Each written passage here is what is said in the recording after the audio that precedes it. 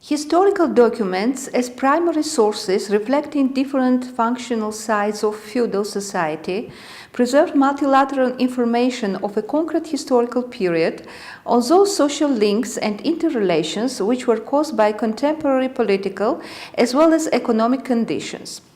In this respect, studies on the diverse aspects of Persian and Georgian Persian bilingual historical documents preserved at the Georgian depositories are important for revealing essential issues of historical contacts between Georgia and its closest neighbor, Iran. The historically complex epoch from the 16th, 17th centuries witnessed the fall of Constantinople and the fundamental reconstruction between Asia Anterior and Europe. Georgia fell under the Islamic influence between the interests of Iran and the Ottoman Empire. Both Iran and Georgia interacted in the context of these new statehoods and political realities. On the ruins of the Turkmen states, there was founded a new powerful state, Kizilbash, Iran, headed by the Safavid dynasty. On the territory of Georgia stood several independent principalities, Kartli and Kakheti in East Georgia, the Kingdom of Imereti in West Georgia, and the Principality of Samtskhe Tobago in the south. On the basis of the MSA Peace Treaty of 1555, the east of the country and the eastern part of Samtskhe were given to Iran, and the west and the southern lands of Samtskhe to the Ottoman Empire. The National Center of Manuscripts of Georgia and the National Archive of the Ministry of Justice preserve rich collections of documents which distinctly reflect the political, social, economic, and cultural state of East Georgia of the mentioned period. They also provide insights into the efforts by Georgians for protecting their identity and the order of Georgian land ownership. At the same time, these documents represent aspects of Georgian-Persian cultural-linguistic relations. The collections of Persian historical documents are rich and miscellaneous. They are preserved as the National Center of Manuscripts, 511 units, the National Archive of the Ministry of Justice of Georgia, 1,237 units, and Giunashvili Museum of Art of Georgia, 4 units. These collections were formed from the archival funds of administrative and other establishments of Caucasus and through private purchases. The collections join Persian farmons, hukms, books of grants and purchases, letters of appeal of the Shahs of Iran and Georgian governors who adopted Islam, with the resolutions of Shahs or kings of Georgia. The deeds of trade transactions, notes, trade and taxational receipts, wedding contracts, etc. are represented in abundance. They refer to both Georgia and other parts of the Caucasus. The documents are addressed to the Georgian feudals, Catholicons, Armenian Meliks, owners of Dagestan, and others. The Persian historical documents present rich documentary materials for studying the historical, economic, social, and cultural relations of late feudal Georgia and Safavid Iran. At the same time, the illuminated documents are of great importance for art historians as well. They are done in the manner which fully preserves the traditions of refined Persian drawings and resembles the models of manuscript painting during this period. An extensive scientific literature has been devoted to the Persian and Georgian Persian historical documents kept in the Georgian depositories. A great part of Persian farmons and hukms from the funds of the National Center of Manuscripts and the National Archives of Georgia were edited by Makar Khubua, Vladimir Puturidze, Magali Todua, Nogzar Dondua. Though their considerable part, more than 80 documents, still remains unpublished. The essence of these documents has been specified, some issues connected with the research of the historical sources and samples of art have been studied. The meaning of term has been determined, etc. However, it should be mentioned that the complex interdisciplinary research is still to be done, which would enable us to discuss the problems in wider aspect to comprehensively and deeply highlight important conditions of the Iranian-Georgian relations. We would like to tackle linguistic structural aspects of these documents, which have not been the object of special researches yet, though in the works of the Georgian scholars, some terms connected with social, administrative, and land ownership issues have been discussed. On the whole, these documents, as a linguistic phenomenon which reflects peculiarities of the Persian and Georgian diplomatic language, close relations of the language and historical context, require special analysis. We aim future systematic research of this subject. For the present, we shall analyze the Persian and correspondingly Georgian-Persian bilingual documents of the second half of the 17th century, connected with the name of Safavid Shah Abbas II and Vakhtang V Shah Nawaz, heir to the governor of Kartli, Rostom Khan. This is the most interesting and complicated period in the political and cultural life of Georgia. After removing the rule of Mongols, the period of Georgian revival starts in the country from the 16th century with a single cultural creative process, the main motive of which in the literature and historiography remains national patriotic. Despite political burdens, the Persian and Georgian-Persian documents of the period can be considered to be some integral part of this movement. The Persian document PD-7, preserved as the National Center of Manuscripts, issued by Safavid Shah Abbas II in 1655, concerns the confirmations of tiul, a kind of property, for Papuna Tsitsiashvili, a representative of the famous Kartli princely house. It is issued on the basis of the former order of Shah Safi, fulfilled by Rostom Khan. The Shah orders Shah Nawaz, the heir of Rostom, obligatory fulfillment of this order. The Persian seal of Shah Nawaz is attached at the end of the document. It is confirmed according to the note of Etemad ad-Dowleh, the first vizier, and two registration seals. It should be mentioned that the document is masterfully adorned in gold flower leaf ornament. The text is done in gold gilding in black and red ink. The seal with the names of Shah Abbas II and 12 imams inside it is put into the rosette, made with refined gold gilding and black accents. The document is the deed of granting the estate. It confirms three-stage suzerain-vassal relation, presents the picture of hierarchic distribution of rights. The text, like the medieval diplomatic functional text in general, is a language structural model consisting of invariable textual elements, which is divided into concrete topics. Quite definite language construction corresponds to each of these topics, and this construction, in its turn, implies both lexical, semantic, and stylistic phraseological determinants. As we have mentioned, the document concerns confirmation of the deed on granting the estate, the main object of the feudal property. In the Persian documents, Georgian patrimony is alternated by the Persian unit tiul. This is a form of Iranian land ownership which implies the right to take tax from the peasants of the village or its parts, which was given by the Shah or local Khan to military or civil persons as a payment for their service. This form did not mean hereditary ownership, unlike Georgian patrimony, which in its essence was a form of the Georgian land ownership and was given by inheritance. In the Georgian reality, tiul has acquired just the meaning of estate. This witnesses arrangement of Kizilbash Institute, like Georgian feudal organization, conditioned by social economic order of the Georgian state. Researches of the linguistic aspects of the Persian historical documents are of special interest from the viewpoint of the phenomenon of lexical interference, which first of all is expressed in social terminology. The bilateral occurrence is caused by geographic closeness, close political and cultural relations.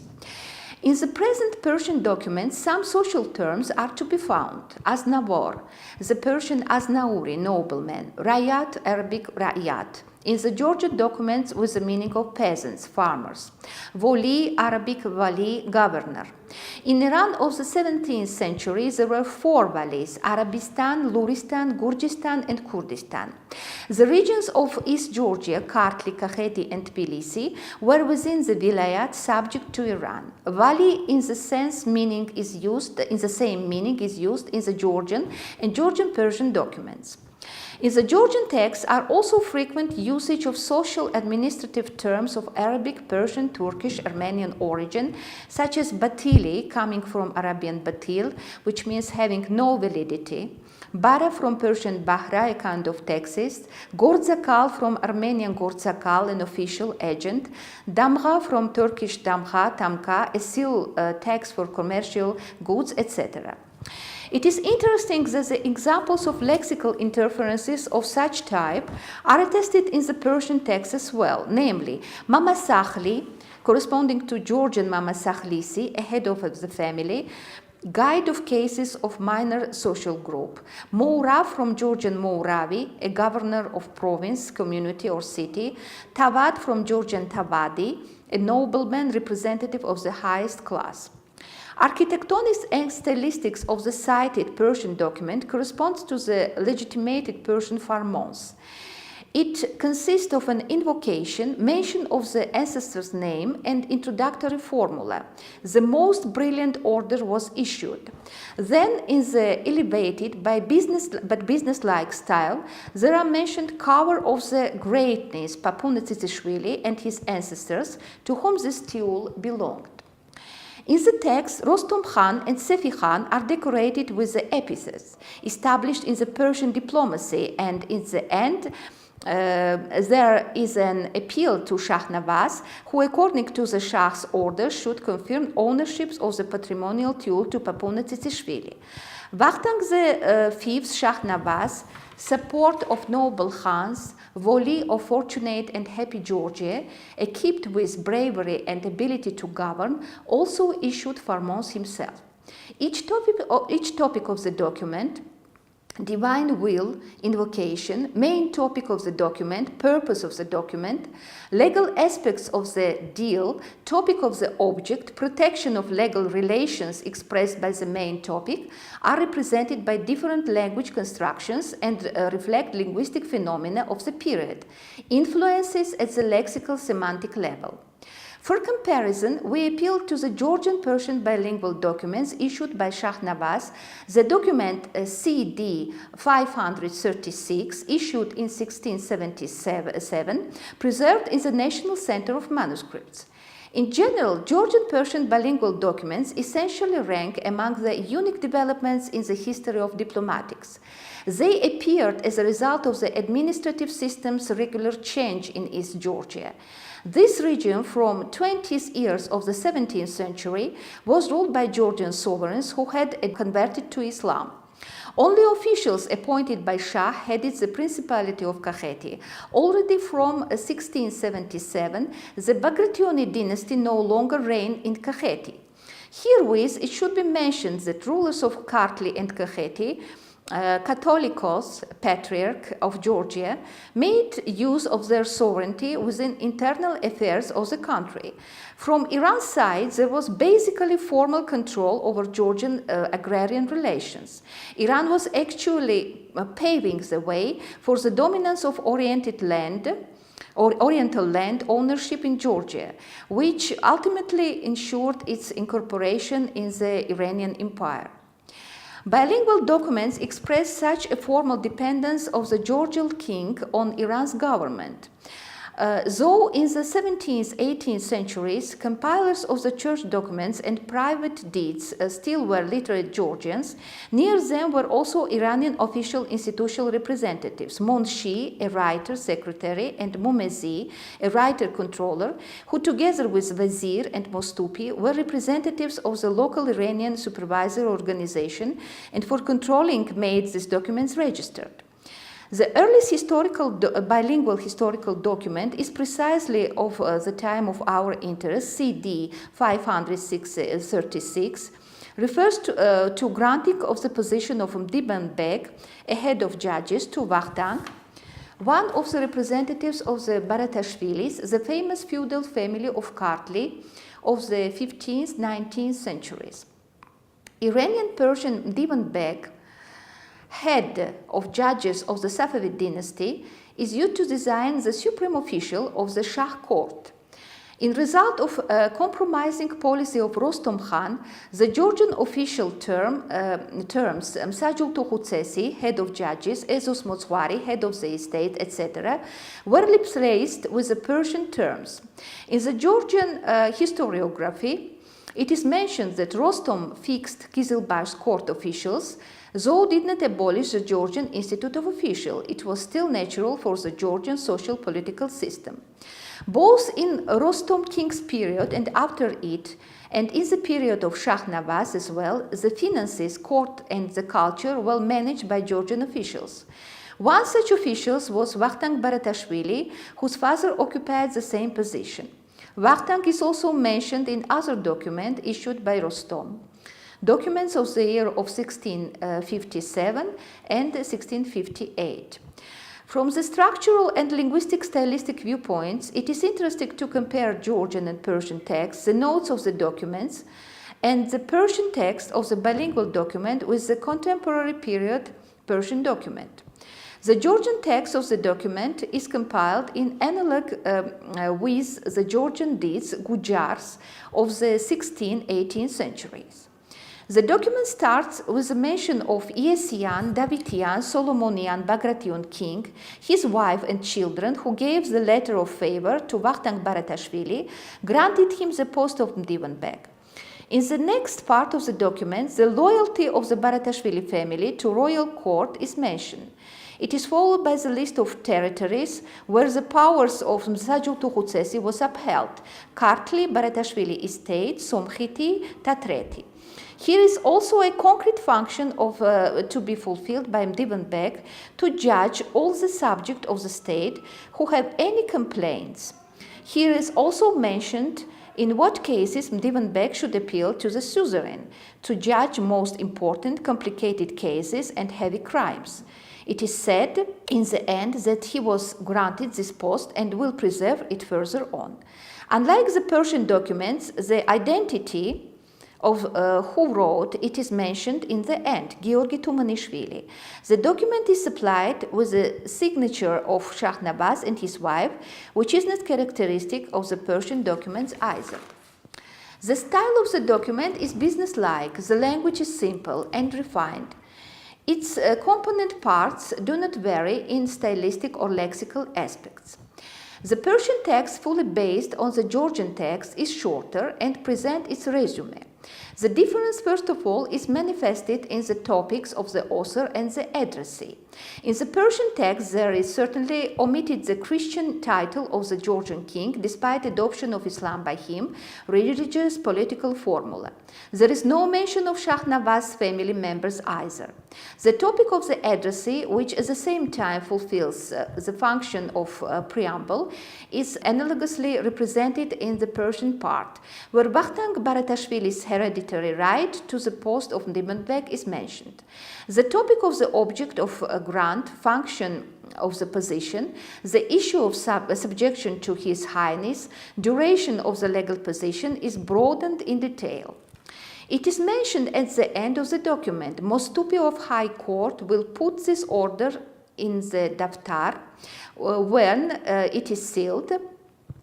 Here is meant confirmation by the first vizier. The document has the Persian seal of Shah Nawaz. Mostupi has interesting double function at the royal court of Kartli.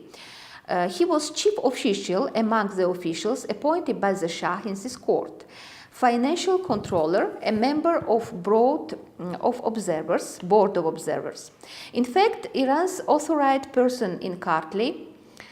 In the 17th, 18th centuries, this position was occupied only by Muslims. It is known that Mohammad Zamana was Mostupi in the period of Shah Nawaz. Thus, on the basis of a comparative analysis of the Persian and Georgian-Persian bilingual documents, we can conclude the following. The Georgian text preserves the linguistic and style constructions traditional for Georgian deeds, gujars, and uses established lexical semantic units. Each topic of the document is fulfilled with corresponding language means, though did not differ much with the style from one another. Architectonics of the Farman, Persian Farman, lofty, figurative, burdened with epithet style and alternation of simple linguistic constructions of the main part within one document, which is typical to the Persian diplomacy, considerably differs from the structure of linguistic stylistic peculiarities of the Persian text of the bilingual document. This was due to the different purposes and social political functions of this document, which in its turn was conditioned by historical realities.